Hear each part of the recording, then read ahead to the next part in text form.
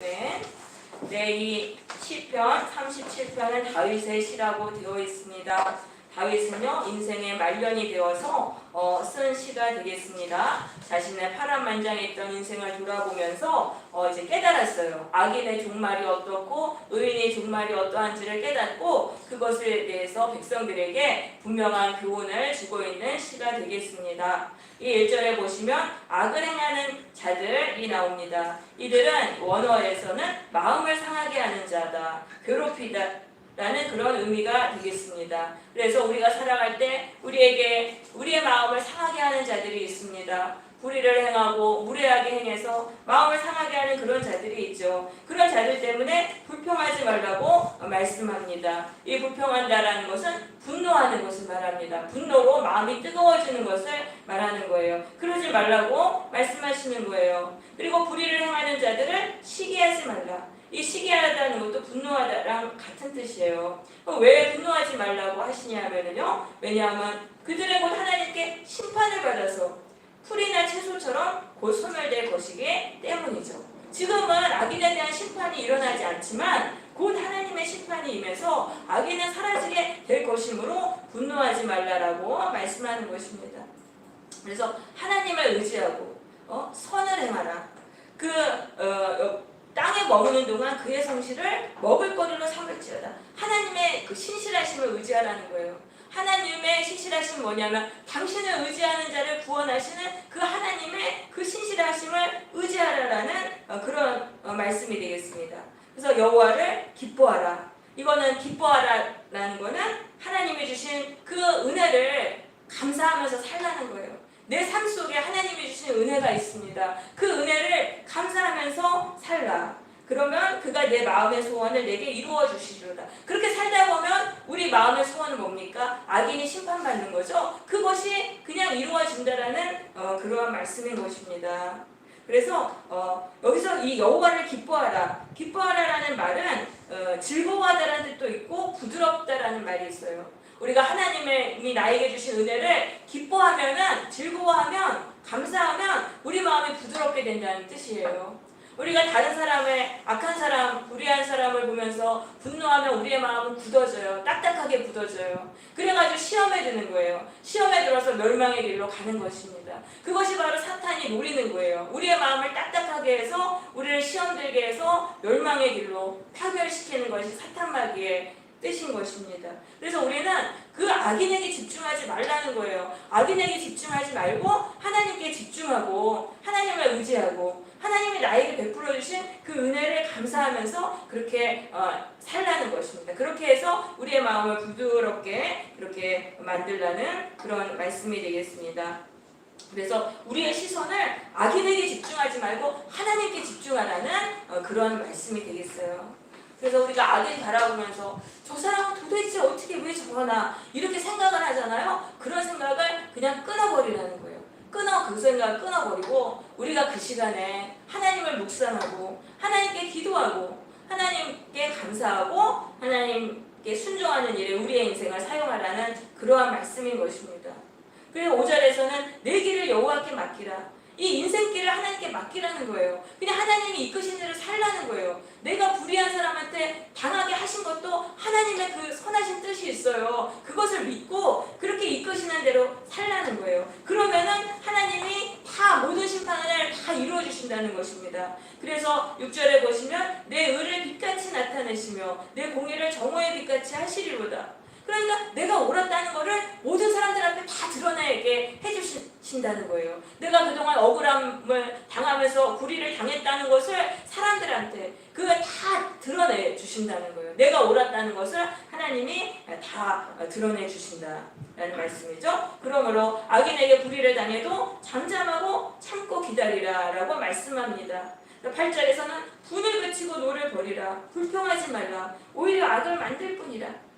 우리가 분한 마음으로 불평하잖아요. 그러면은 마귀가 우리에게 달라붙는 거예요. 마귀가 우리의 마음에 달라붙어가지고 우리의 인생길을 멸망의 길로 이끌어가는 것입니다. 우리의 인생은 더 힘들어지게 되는 것입니다.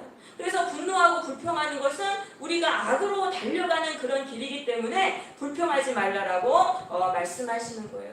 그러니까 하나님이 우리를 그 불의한 사람들한테 불의를 당하게 하시는 그런 이유가 있어요.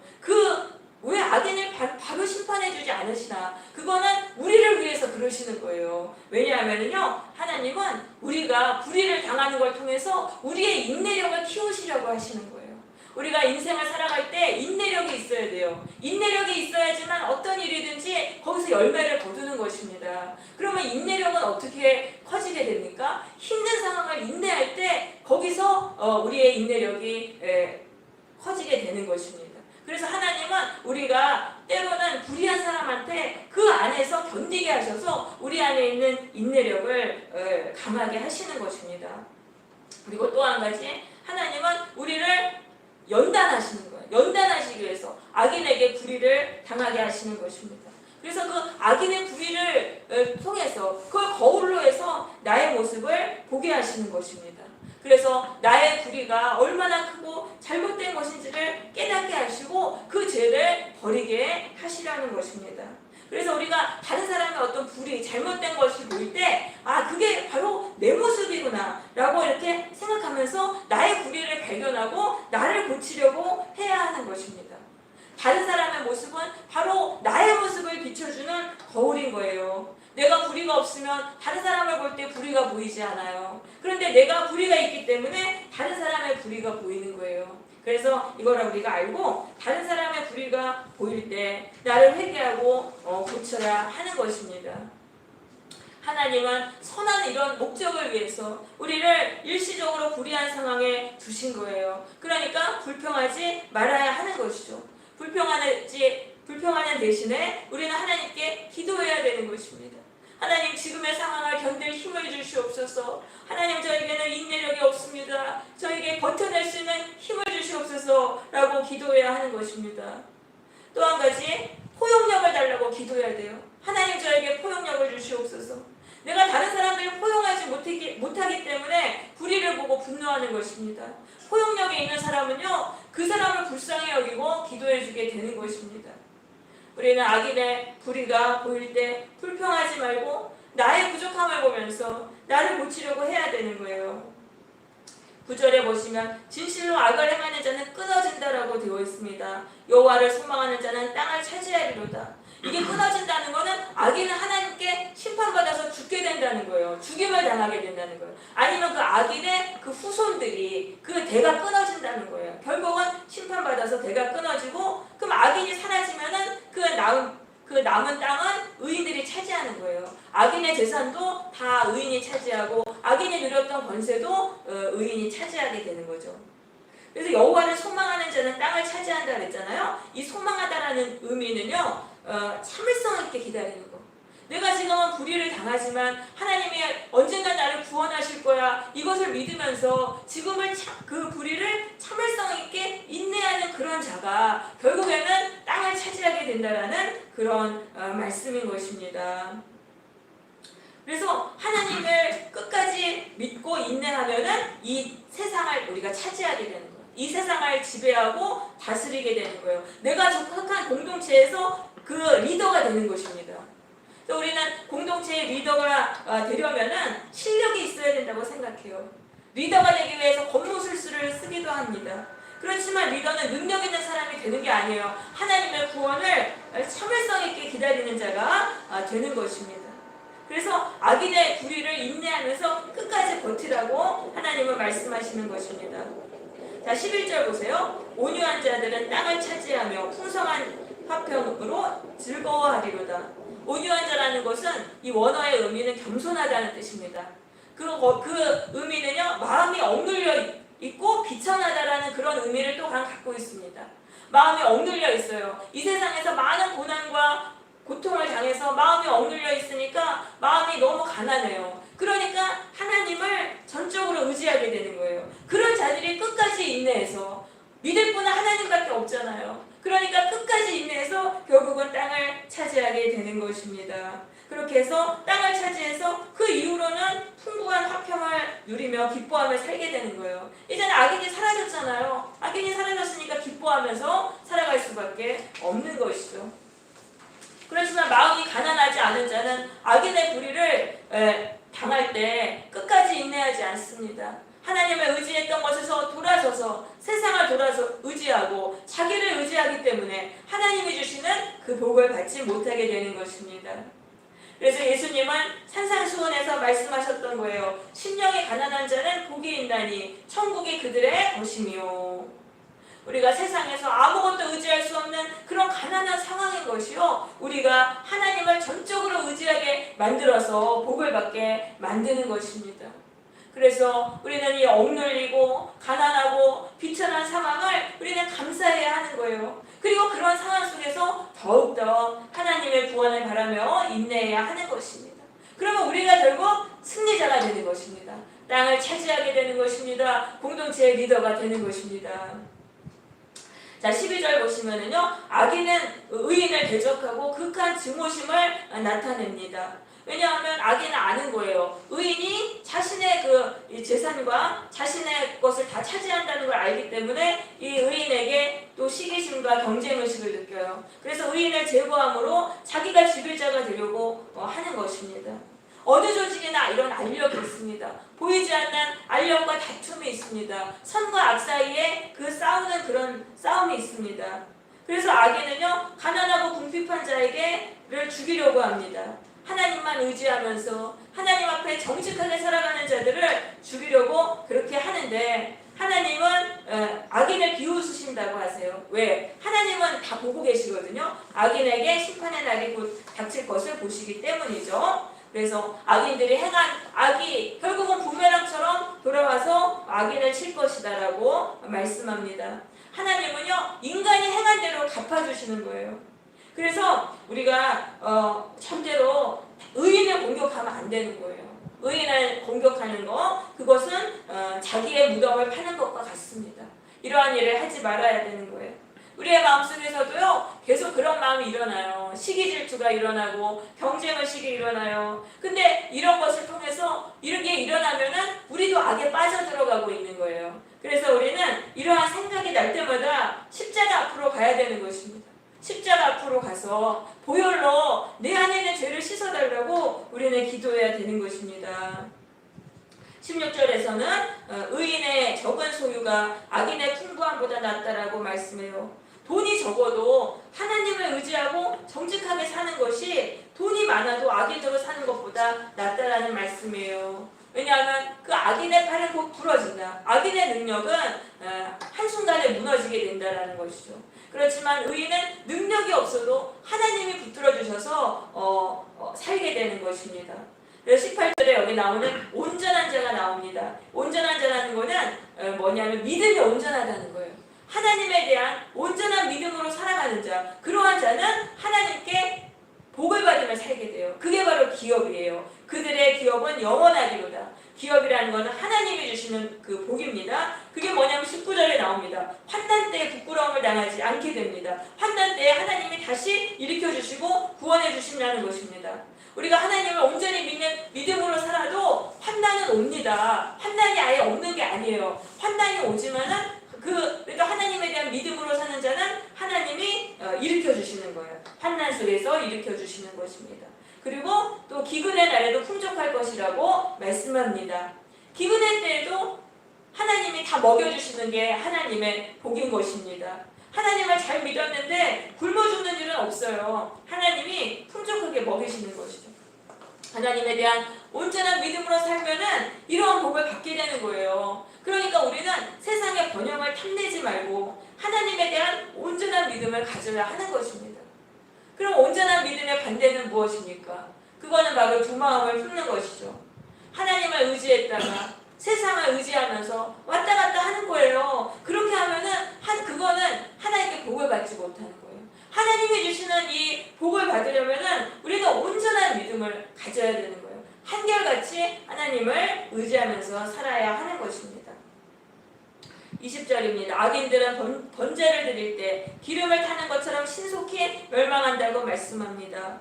또 21절, 악인은 꾸고 갚지 아니하나. 악인은 물질에 대한 탐욕이 있어요. 그래서 돈이 있어도 갚지 않는 거예요. 하지만 의인은 은혜를 베풀고 주는도다. 의인은 마음속에 하나님의 긍휼이 있기 때문에 궁핍한 자들에게 나누어 주는 것이죠. 그 결과 어떻게 됩니까? 의인은 하나님께 복을 받아서 땅을 차지하게 되는 것입니다. 그렇지만 악인은 하나님께 저주를 받아서 그 대가 끊어지게 되는 거예요. 그리고 또 의인은 24절에 보면 넘어지지만 하나님이 붙들어 주셔서 다시 일어나게 된다라고 말씀을 하고 있습니다. 그래서 다윗은 이제 봤어요. 어려서부터 의인을 봤는데 의인은 결코 하나님께 버림을 당하지 않았습니다. 그리고 그의 자녀들도 모두 잘 살았어요. 자녀들이 복을 받았어요. 그래서 27절에서 악에서 떠나 선을 행하라. 그러면 영원히 살리라라고 말하는 것입니다. 이 악에서 떠나서 선이 뭡니까? 최선입니다. 토브. 이 최선은 뭐냐 하면은요, 하나님에 대한 온전한 믿음으로 사는 게 최선인 거예요. 이게 최고라는 거예요, 인생에서. 그렇게 살면은 영원히 살게 된다. 하나님이 주시는 복이 대대손손 이어지게 된다는 그런 말씀이죠. 그러니까 악인을 보고 불평하지 않는 것에서 뛰어넘어서 적극적으로 하나님에 대한 온전한 믿음으로 살려라는 그런 말씀이 되겠습니다. 하나님께서는 의로운 자를 사랑하세요. 그래서 그의 성도, 온전한 믿음으로 살아가는 자들을 보호해 주십니다. 그래서 그들의 자녀도 보호를 받게 되는 것입니다. 부모가 신실하면 자녀들도 부모의 영향을 받고 하나님을 신실하게 믿게 됩니다. 그래서 자녀들도 보호를 받게 되죠. 그렇지만 악인은 심판을 받고 저주를 받아서 대가 끊어지게 되는 것입니다. 30절입니다. 의인의 입은 지혜를 말하고 이 의인의 입에서는 정직함, 진실됨, 순결함, 친절함, 남을 살리고 위로하는 말이 계속 나오게 됩니다. 그리고 그 마음에는 하나님의 법이 있어요. 하나님의 말씀을 따라 살기 때문에 멸망의 길로 가지 않습니다. 그래서 넘어지지 않게 되는 것입니다. 그런데 악인은 무엇을 합니까? 악인은 시기 질투하고 경쟁의식 느껴가지고 의인을 제거하는 그런 것들을 몰두하면서 사는 거예요. 삶의 방식이 다른 거예요. 의인은 하나님의 말씀을 지키기 위해 사는 것이고 악인은 어떻게 됩니까? 그 의인을 제거하고 그걸 그렇게 제거하기 위해서 사는 것입니다. 그래서 근데 하나님은 결국 의인들을 악인의 악으로부터 구원하시는 것입니다. 그러므로 하나님의 구원을 바라고 그의 도를 지키라. 하나님을 의지하는 길로 가라라고 말씀하는 거예요. 그러면 세상을 차지하고 승리자가 된다는 것입니다. 네가 악인의 패망을 분명하게 보게 될 것이다. 자, 그래서 다윗은 인생을 살아가면서 두 가지 부류의 인간들을 본 거예요. 의인하고 악인을 봤어요. 이 의인이라는 것은 하나님에 대한 온전한 믿음으로 살아가는 자를 말하는 거예요. 악인은 뭐냐면은 내 힘을 의지하고 세상 의지하며 살아가는 그런 자들인 것입니다. 근데 그들의 그 결론, 인생길의 결론이 완전히 다르다는 거예요. 하나님을 전적으로 의지하는 자들은 형통을 누리고 다 구원받고 평안을 누렸다는 것입니다. 그렇지만 악하게 세상 의지하고 자기를 의지하며 살아가는 자들, 그런 자들은 결국 시기 질투에 빠져서 의인을 공격하다가 심판을 받고 멸망당하고 그들은 결국은 이 땅에서 끊어지는 그런 일을 당했던 것입니다. 그래서 우리는 의인의 길로 가야 되는 것입니다. 악을 버리고 의인의 길로 가야 돼요. 그런데 문제는 우리가 마귀에게 묶여있으면 악을 버릴 수가 없어요. 마귀에게 결박당해 있으면 마귀가 시키는 대로 악을 행하며 살 수밖에 없어요. 그래서 악인이 의인으로 고침을 받으려면 우리는 십자가 앞으로 가야 되는 거예요. 십자가 앞으로 가면은 악인도 의인으로 고침을 받는 것입니다. 왜? 예수님의 그 십자가의 피가 우리를 해방하시는 거예요. 악한 마귀의 권세에서 우리를 해방하셔서 하나님께로 돌아가게 하시기 때문에 그런 십자가의 은혜가, 그런 구속함의 은혜가 예수님의 십자가 앞에 있는 것입니다. 그래서 하나님은 예수님을 통해서 우리의 죄를 위해서 십자가에 피 흘려 돌아가게 하신 것입니다. 그래서 우리는 교회에 나와서 하나님 십자가를 바라보면 그때 내가 잘못 살고 있구나 이런 걸 깨닫게 돼요. 하나님 의지해야지 사는 거구나. 그렇게 해서 우리는 하나님의 백성이 되고 하나님께 주시는 형통함과 복을 누리게 되는 것입니다. 우리는 날마다 십자가 앞으로 가서 구속함의 은혜를 받아야 하는 것입니다. 이제 우리는 이 악인을 바라보면서 분노하고 불평하는 것들을 완전히 버리고 이제는 십자가 앞으로 가서 내가 죄에서 고침받기를 우리는 간구해야 될 것입니다. 그렇게 해서 하나님이 주시는 그 복과 형통을 누리는 그런 성도들이 되시기를 바랍니다.